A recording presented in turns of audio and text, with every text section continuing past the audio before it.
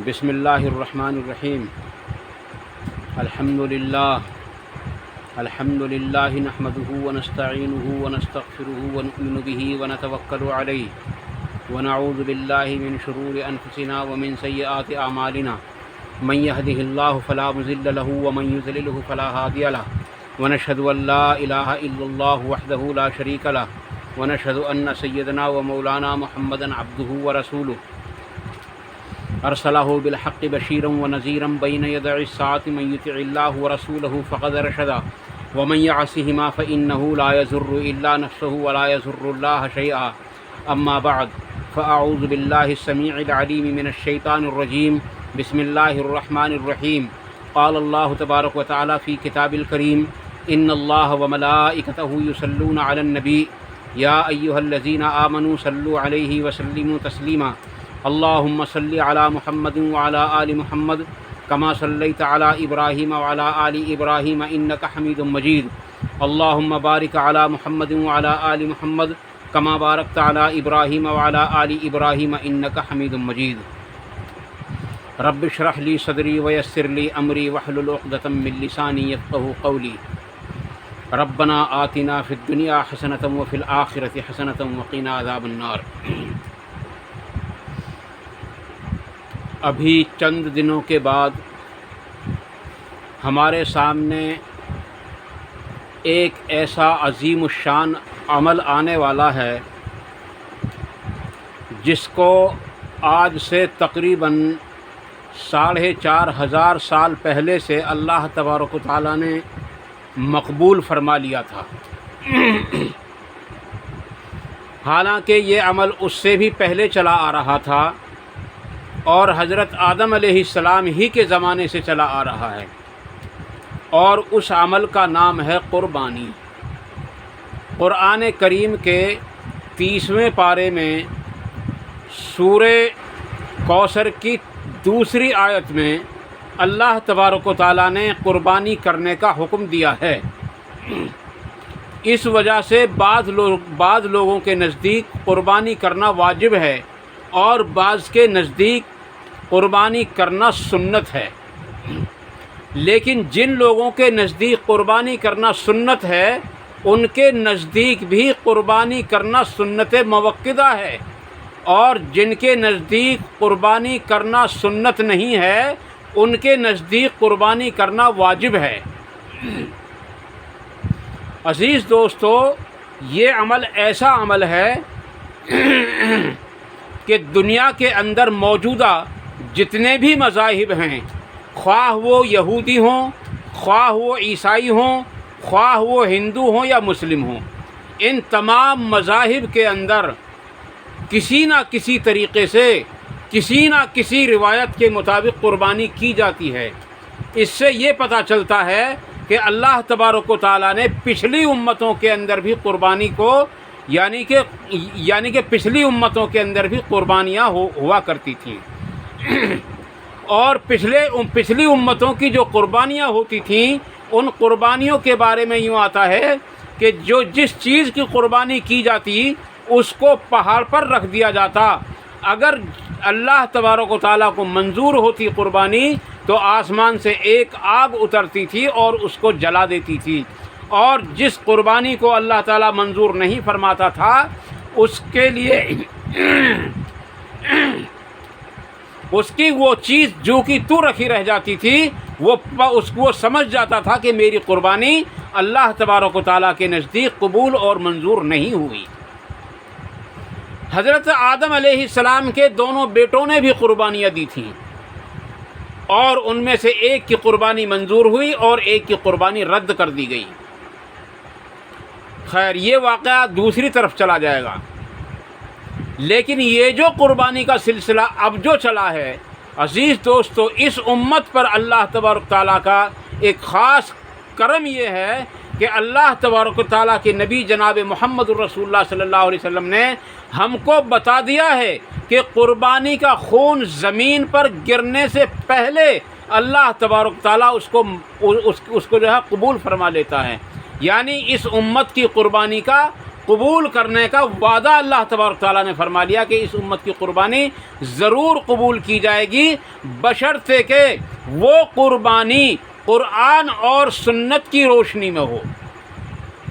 اور قربانی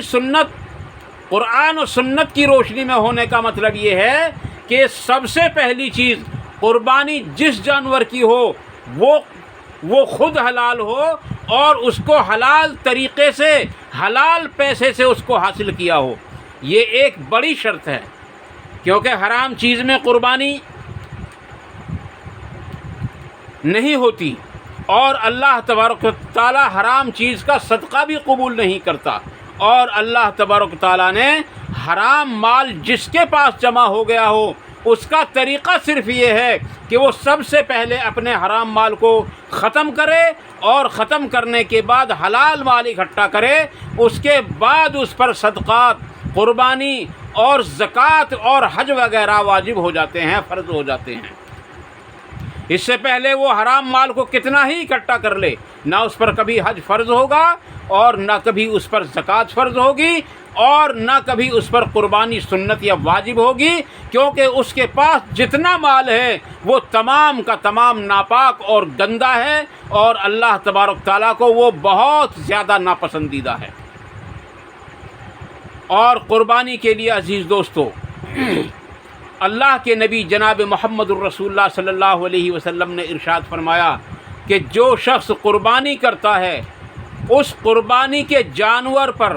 جتنے بال ہوتے ہیں ان بالوں کے موافق قربانی کرنے والے کو نیکیاں ملتی ہیں۔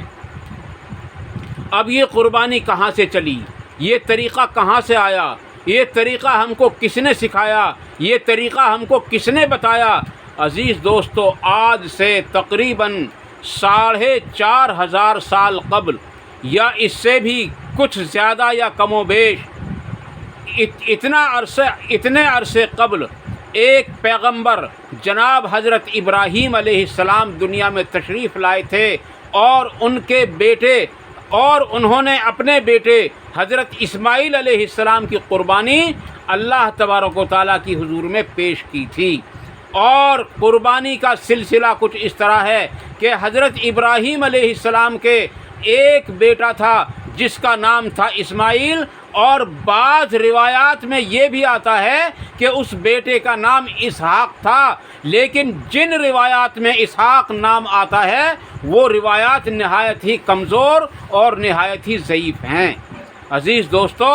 پرانی کتابوں کے اندر جو زبور یا انجیل وغیرہ ہیں ان کے اندر بھی اسحاق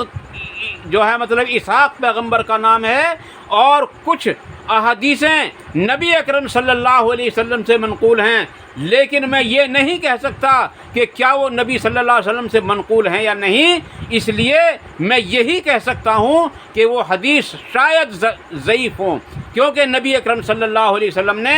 ایک موقع پر ارشاد فرمایا کہ میں 2 ذبیحین کے بیچ میں سے ہوں، اور فرمایا کہ سب سے پہلے میرے دادا حضرت اسماعیل علیہ السلام کو قربانی گاہ میں لے جایا گیا، ایک ذبیح اللہ وہ ہوئے، اور پھر دوبارہ میں میرے باپ حضرت عبداللہ کو قربانی گاہ تک لے جایا گیا، ایک دوسرے ذبیح اللہ وہ ہوئے۔ اس سے پتہ چلا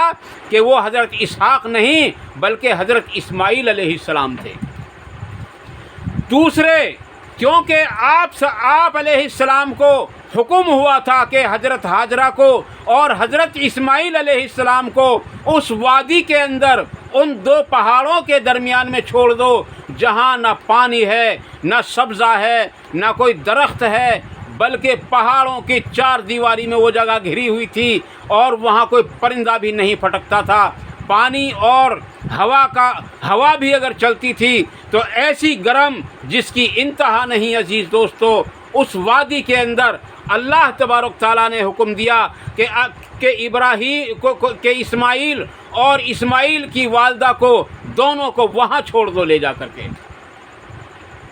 وجہ یہ تھی کہ ایک سفر میں آپ علیہ السلام اور آپ کی بیوی سارہ یہ دونوں سفر کر رہے تھے۔ سفر کرتے کرتے مصر میں جب آپ کا گزر ہوا تو وہاں کے بادشاہ نے حضرت हाजरा को हज़रत सारा के साथ भेज दिया, और वो इसलिए کہ وہ شخص یعنی وہ جو بادشاہ تھا فرعون مصر جو تھا وہ حضرت سارہ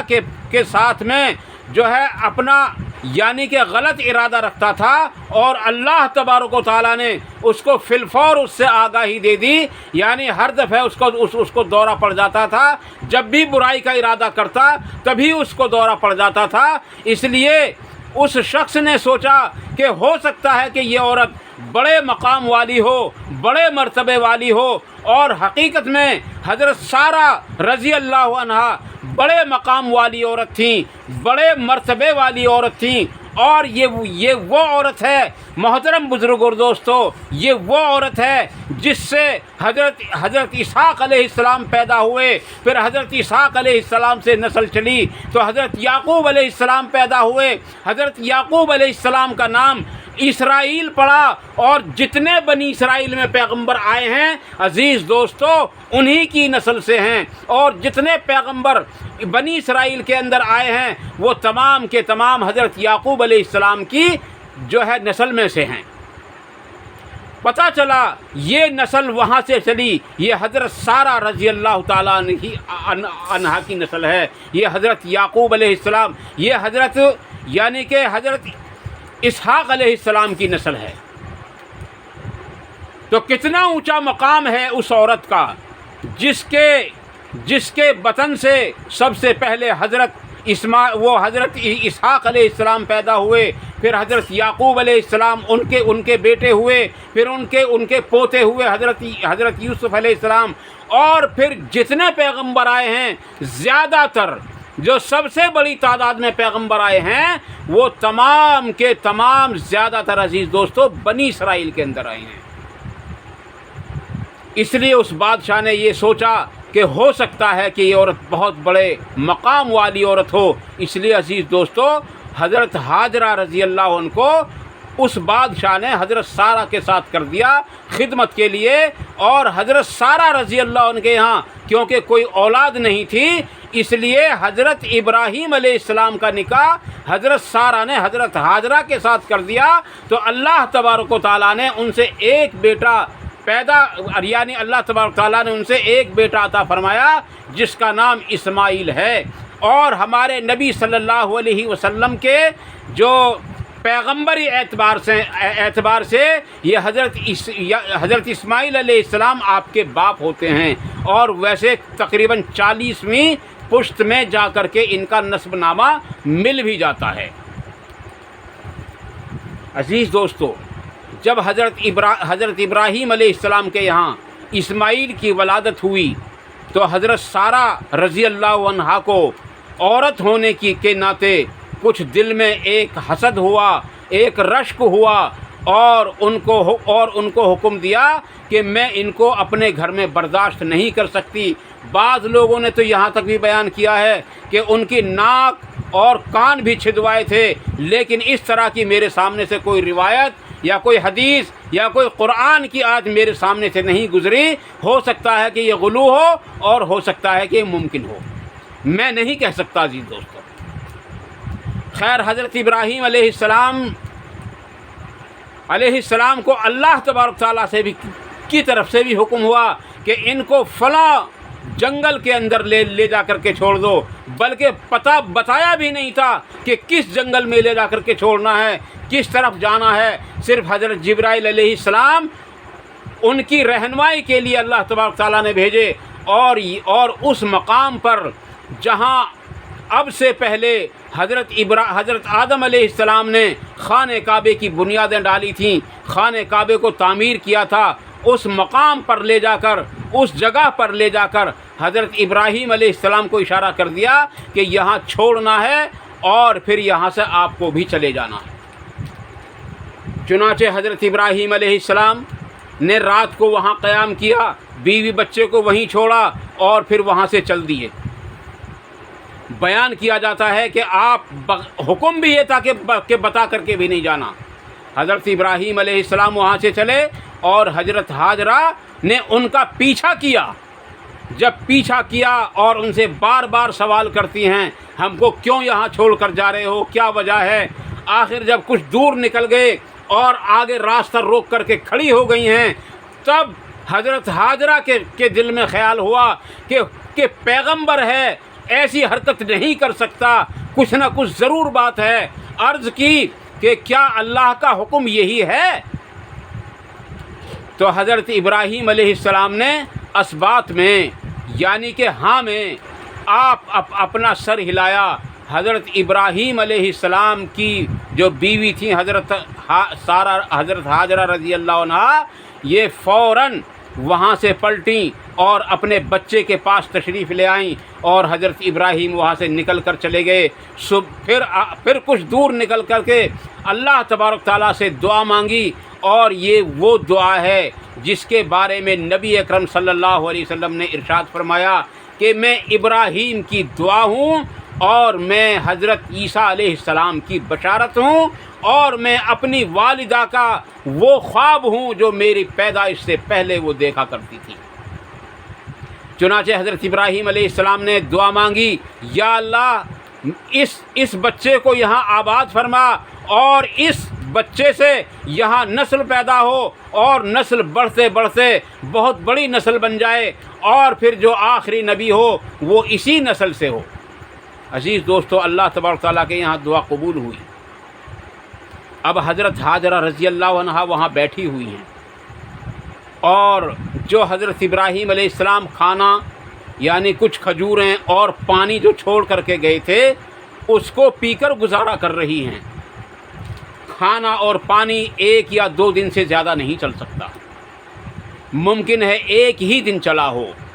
اس سے آگے کا حال انشاءاللہ تعالی ہم اگلی ویڈیو کے اندر آپ کے سامنے پیش کریں گے۔ اگلی ویڈیو دیکھنے کے لیے ہمارے چینل کو سبسکرائب کر لیں، اور جو ہے دیکھ کر کے اور اس کو جو ہے سبسکرائب کرنے کے بعد ہمارے حوصلے کو بلند کریں۔ انشاءاللہ تعالی اگلی ویڈیو آپ کے سامنے جلد آ جائے گی کہ حضرت ابراہیم علیہ السلام کی بیوی حضرت ہاجرہ رضی اللہ عنہ نے پھر وہاں کیا کیا